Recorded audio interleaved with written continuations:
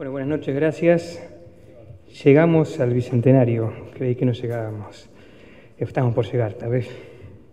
no sucede. Bueno, un poco lo que iba a hablar es con qué filosofía de trabajo, bueno, me quedé hablando del Bicentenario, ya pasó la imagen, encaramos un poco todo esto, que tiene que ver con entender que la arquitectura no es para la cultura, sino que la arquitectura en sí mismo es cultura. Todo hecho que hagamos desde una casa pequeña hasta un museo en la Avenida Libertador y Avenida Sarmiento, en un túnel, son hechos culturales y entendemos a la ciudad como el gran museo que alberga las piezas que se exhiben, y toda buena ciudad, ya sea en edificios de restauración, tiene esas piezas que son como cuadros o las piezas musicales de este gran museo, este gran hecho cultural que es la ciudad. Así que siempre encaramos todo edificio, ya sea pequeño, ya sea grande, como un hecho arquitectónico. Por ejemplo, en este caso, una torre mirador en Dubái, donde entendíamos que no hacía falta más íconos y que podía ser una especie de espejismo, esta torre de 150 metros para 150 metros cuadrados solamente allá arriba,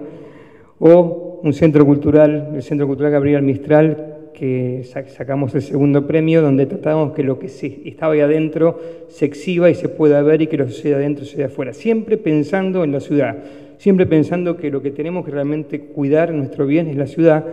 Y el patrimonio, como en este caso, en el Centro de Convenciones de Santiago del Estero, es un patrimonio cultural más que patrimonio histórico. En este caso era una vieja estación de trenes que fue transformada en un centro de exhibiciones, o un poco los antecedentes culturales de este edificio para la empresa Johnson, teniendo toda la carga cultural que implicaba este proyecto que originalmente lo hizo Frank Lloyd Wright para esta sede de Johnson acá en Buenos Aires, o un centro cultural y una cooperativa en la Villa 20, donde, por ejemplo, la cultura del ladrillo, del trabajo con la mano, es parte del problema cultural. Así que todo nos es una gran excusa, como por ejemplo en este caso los edificios corporativos que ganamos para las oficinas del correo, donde los espacios de encuentro eran espacios de cultura. Cuando se trabaja, no solamente se trabaja, sino que también es un hecho que entendemos que tiene que ser un hecho de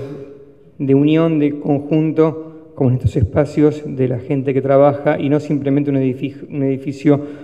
para trabajar en forma más eficiente. Vuelvo a insistir de que vemos estos edificios como parte de un hecho urbano, y un poco el ejemplo del Parque Central de Mendoza, que si bien es un parque en cuanto a tamaño, no es un parque como el Parque San Martín, pero tampoco es una plaza, esa plaza cívica que es típica de Mendoza. Entonces se dan las situaciones de encuentro entre esta cosa híbrida de un parque y una plaza, y un poco pensamos así este Parque Central de Mendoza, que también tenía un centro cultural y un centro de exhibiciones en uno de los galpones que todavía no se llegó a hacer. Un poco el lugar de nuestro trabajo, especialmente, es en Buenos Aires, y en este círculo es donde nos concentramos en dos de las piezas más importantes que hicimos y tuvimos la suerte de hacer a través de los concursos, que es el Centro Cultural del Bicentenario o Centro Cultural Kirchner, y el Museo del Bicentenario, recientemente cambiado nuevamente al Museo de la Casa Rosada, en lo que era el patio de maniobras de la aduana de Taylor, con la galería de la Real Hacienda que estaba detrás de estas arquerías, y también este hecho arqueológico, y siendo el lugar tal vez más importante desde el punto de vista arqueológico de la ciudad de Buenos Aires,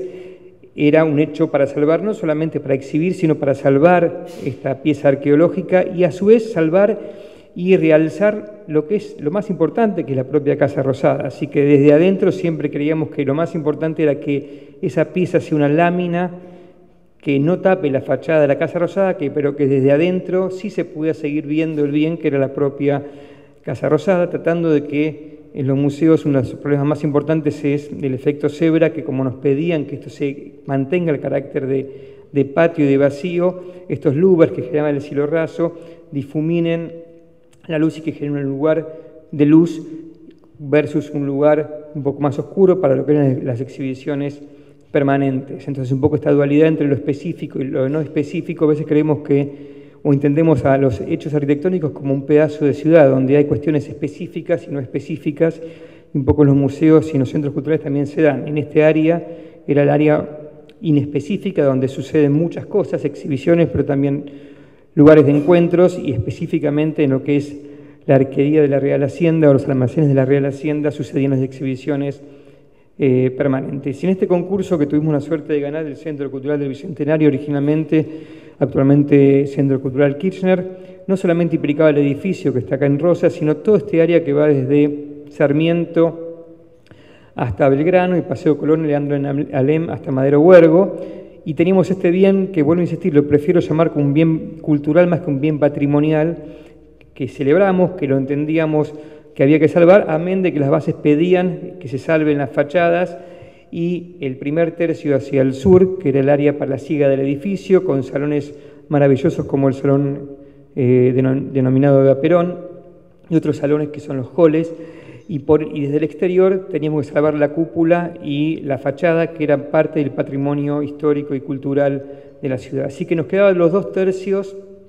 posteriores hacia el norte del edificio, donde teníamos que colocar todo este programa, un programa de una sala sinfónica para 2.000 personas, una sala de cámara para 600 y aproximadamente 30.000 metros cuadrados de exhibiciones, pensando siempre en los aspectos públicos del edificio, los lugares más inespecíficos, como la planta baja, como una gran planta baja libre,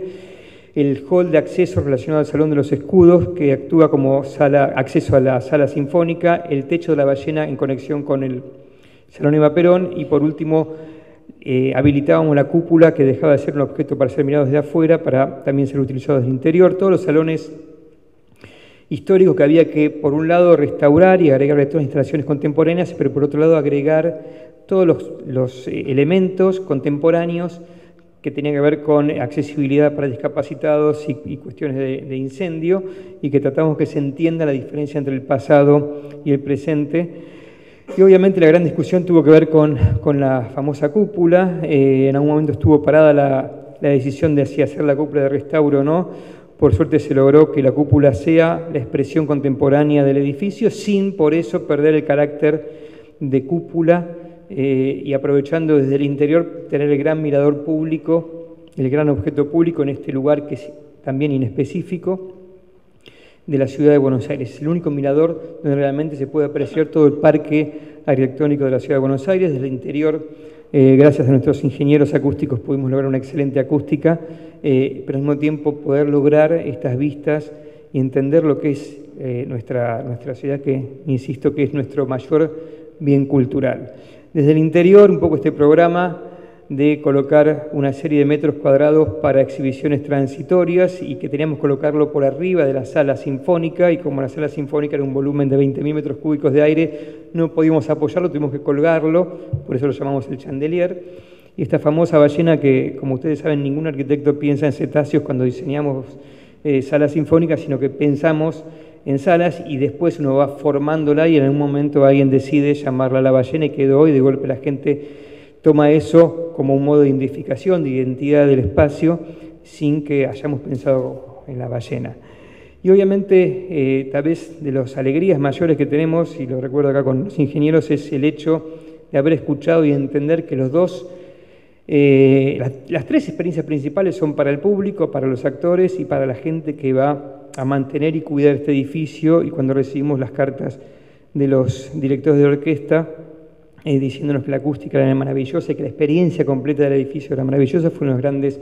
alegrías que tuvimos. Ahora vamos a ver en unos pocos minutos un video, y les agradecemos mucho y festejemos nuestro bicentenario. Gracias.